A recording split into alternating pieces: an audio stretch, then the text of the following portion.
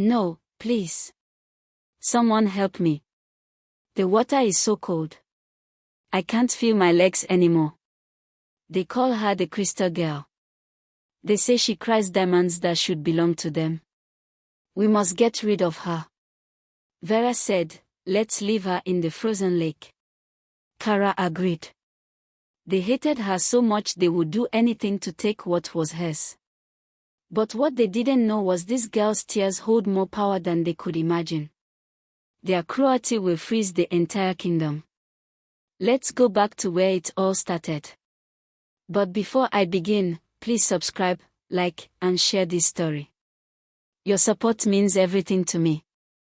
Also, leave a comment telling me where you're watching from. I love hearing from my amazing viewers around the world. Now, let the story unfold. The winter wind blew hard in the mountain village of Keldra. Snow covered everything like a thick white blanket. In a small wooden house lived Master Toren and his wife Ilara. They had 3 daughters, and Master Toren had always wanted a son to carry on his name.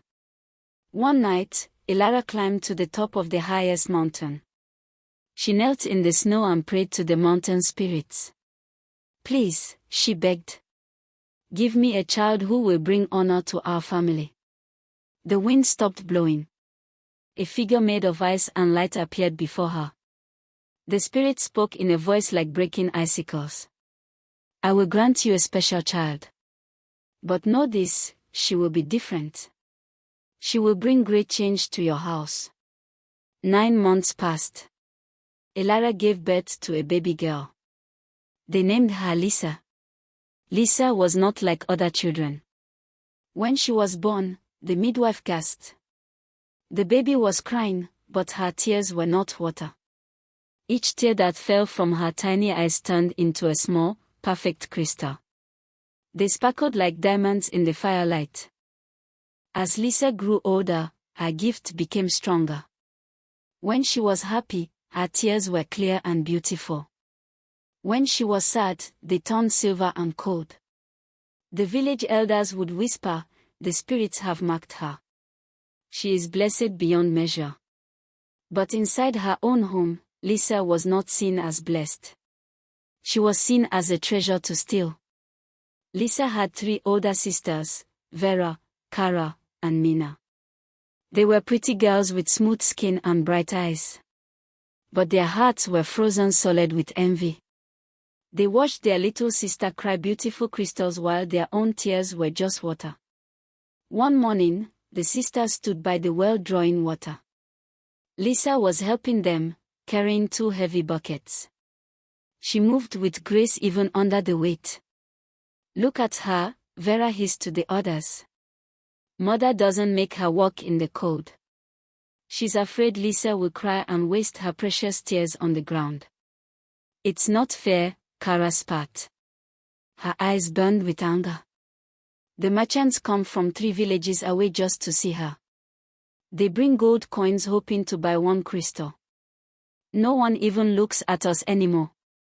Mina, the middle sister, had the cruelest tongue. Mother and father keep her tears in a locked box. They give her the warmest blanket. They feed her the best food so she stays healthy and beautiful. As long as she lives, we are nothing. Lisa could feel the hate in the house. It was colder than the winter wind. She tried so hard to make them love her. She gave them her crystals.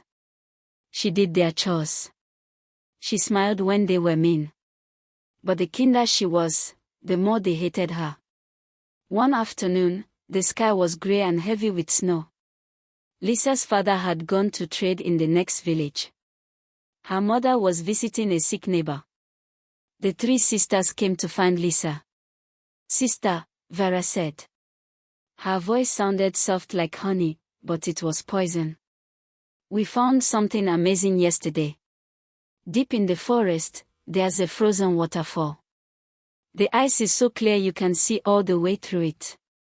We thought you might like to see it. You could paint it or draw it. Lisa's eyes grew wide. She loved beautiful things. Really? You want to take me? Yes, Kara smiled, but her smile had sharp edges. But we must go now before the sun sets and the wolves come out. Lisa followed them. She wrapped her warmer's cloak around her shoulders. They walked away from the village. They walked past the frozen fields. They walked past the last wooden fence.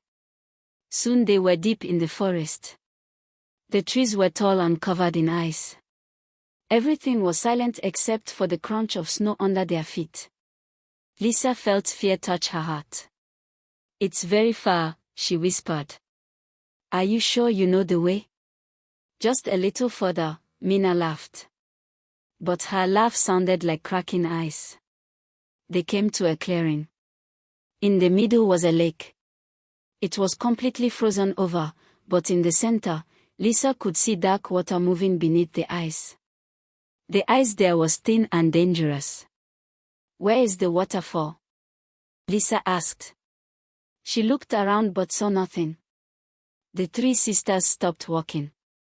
They turned to face her. Their faces were not kind anymore. Their eyes were hard and cold. There is no waterfall, Vera said.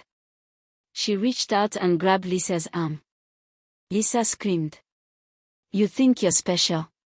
Mina shouted. She grabbed Lisa's other arm. Let's see how special you are when you're frozen under the ice. Please. Lisa cried. Tears poured down her face. Each one turned to crystal before hitting the ground. Sisters, why? What have I done to you? You exist, Kara snarled. That's what you've done. All three sisters pushed Lisa with all their strength. She stumbled backward onto the frozen lake. The ice groaned beneath her feet. No. Please don't. Lisa begged. She tried to run back to shore, but Vera picked up a large branch and threw it. It hit Lisa hard in the chest. She fell. The thin ice cracked. It sounded like thunder. Lisa crashed through into the freezing water below. The cold stabbed her like 1,000 knives. She couldn't breathe. She couldn't scream. The water filled her lungs. She looked up through the broken ice. She could see her sisters standing on the shore. Goodbye, Crystal Girl, Vera called out. Now all your tears belong to us. The sisters gathered all the crystals that had fallen in the snow. They filled their pockets. Then they walked back toward the village, leaving Lisa to die in the frozen lake. When they reached home, they ran inside crying and screaming.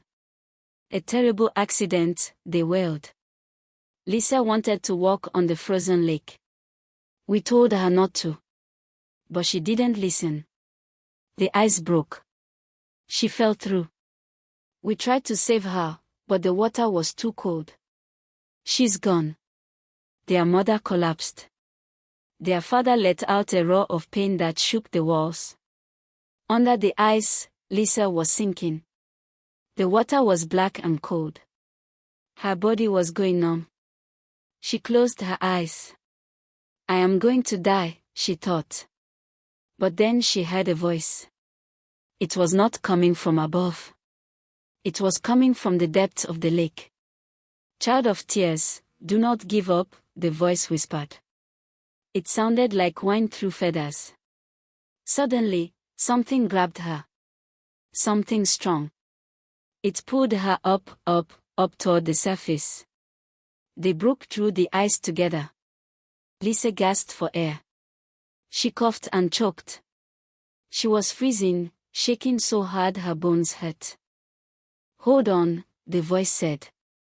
I've got you. Lisa opened her eyes. She was lying on the snowy shore. Standing over her was the most incredible creature she had ever seen. It was a swan. But not a normal swan. This one was as tall as a man. Its feathers were pure white, but its eyes were human eyes, sad, ancient, filled with loneliness. You can talk. Lisa whispered through chattering teeth. The swan nodded its long neck. I am cursed to be a swan during the day and a man at night. I live in this lake, trapped between two worlds. Lisa shook with cold. My sisters, they left me to die. I know, the swan said gently. I watch from beneath the ice. Come. You will freeze if you stay here. The swan led her through the forest. Lisa could barely walk. Her clothes were frozen stiff. Her lips were blue. They came to a cave hidden behind a waterfall, the real waterfall. Inside, the cave was warm. Hot springs bubbled up from deep in the earth. The steam made everything soft and safe. Rest here, the swan said. You are safe now. Lisa collapsed on the warm rocks. She cried and cried. Her tears fell into the hot spring water, turning into crystals that sank to the bottom. Days passed. Lisa lived in the cave. Every morning, the swan brought her food, berries, nuts, fish from the lake. Every evening, when the sun went down, something magical happened. The swan's feathers would glow. The lights grew brighter and brighter until Lisa had to close her eyes. When she opened them again, a man stood there. He was handsome, with silver hair and kind eyes. He wore simple clothes made of white cloth. My name is Dorian, he told her on the first night. I was once a prince. But I was vain. I cared only about my own beauty. I mocked an old woman who asked me for help. I didn't know she was a powerful enchantress. She cursed me. By day, I am a swan. By night, I am a man. I have lived this way for 10 years. Lisa listened to his story. Her heart ached for him. How can the curse be broken? Only true love can break it, Dorian said sadly. But who could love a creature like me? As the days turned into weeks, Lisa and Dorian grew close. During the day, she would sit by the lake and talk to him in his swan form. She told him stories. She sang songs.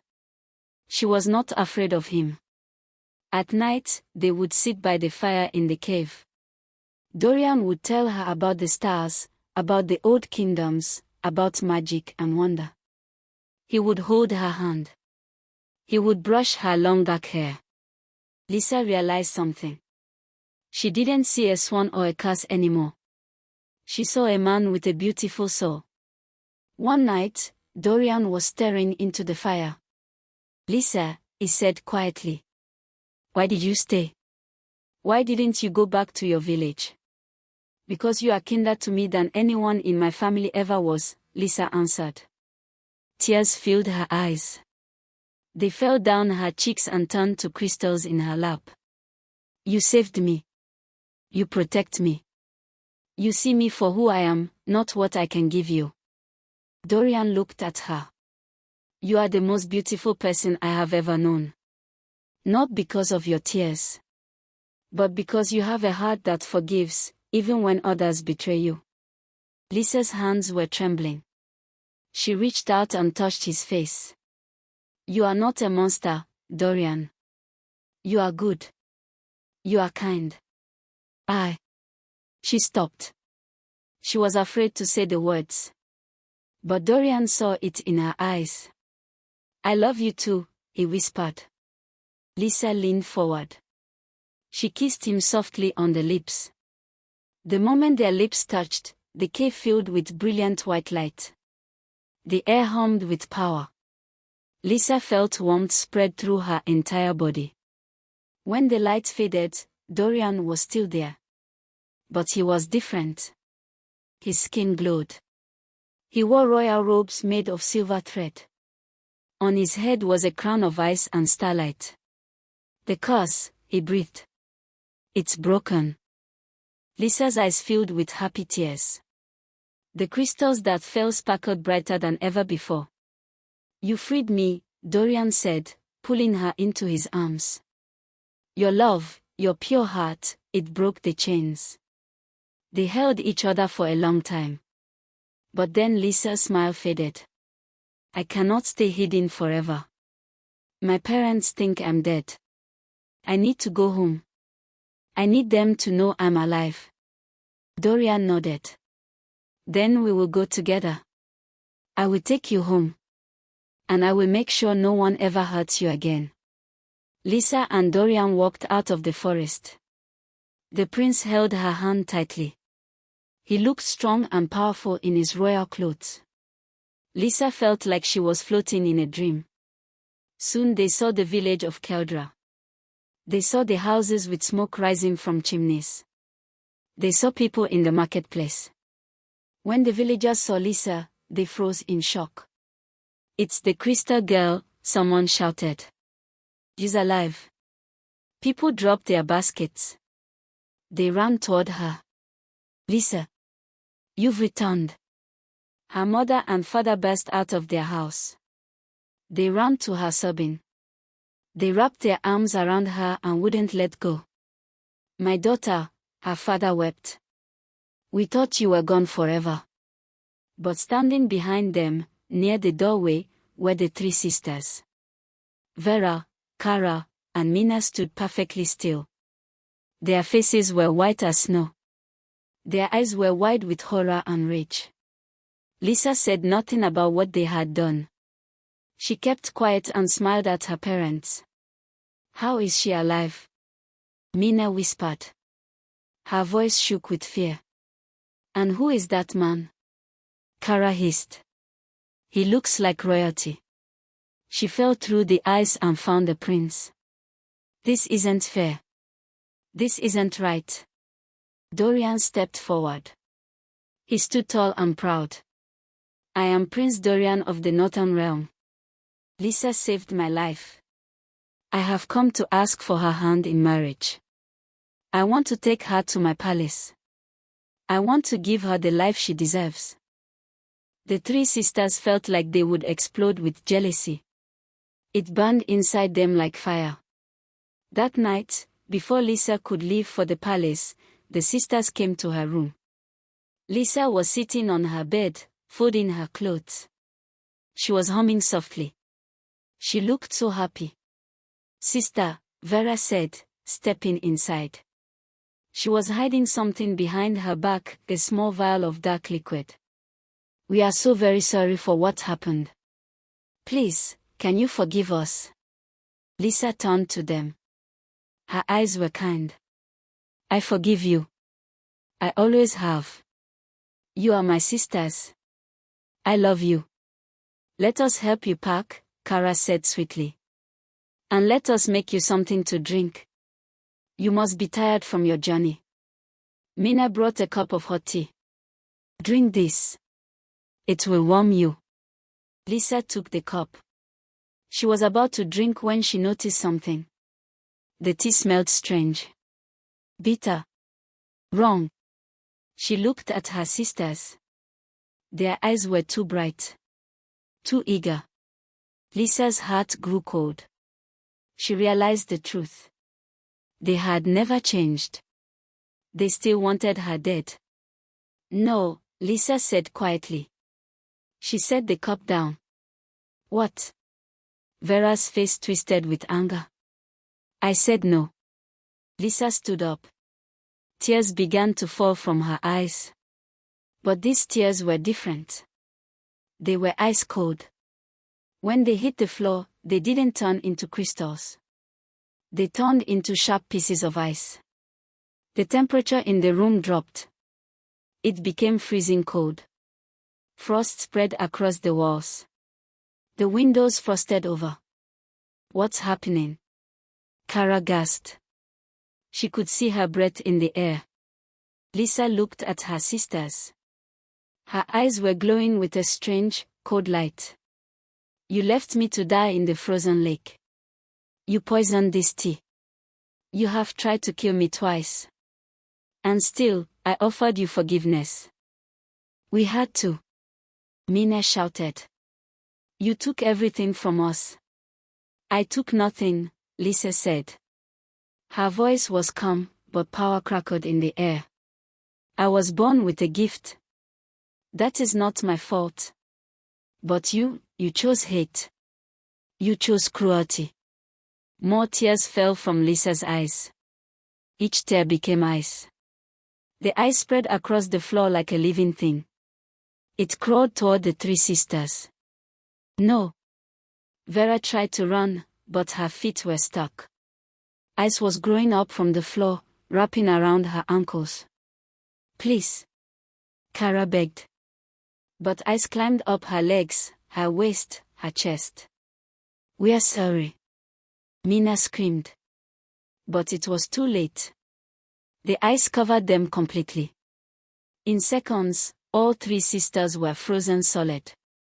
They stood like statues, their faces twisted in fear, their eyes wide and staring. Lisa looked at them. She felt no joy. Only sadness. The door burst open. Dorian ran in, followed by Lisa's parents. They gasped when they saw the frozen sisters. What happened? Lisa's mother cried.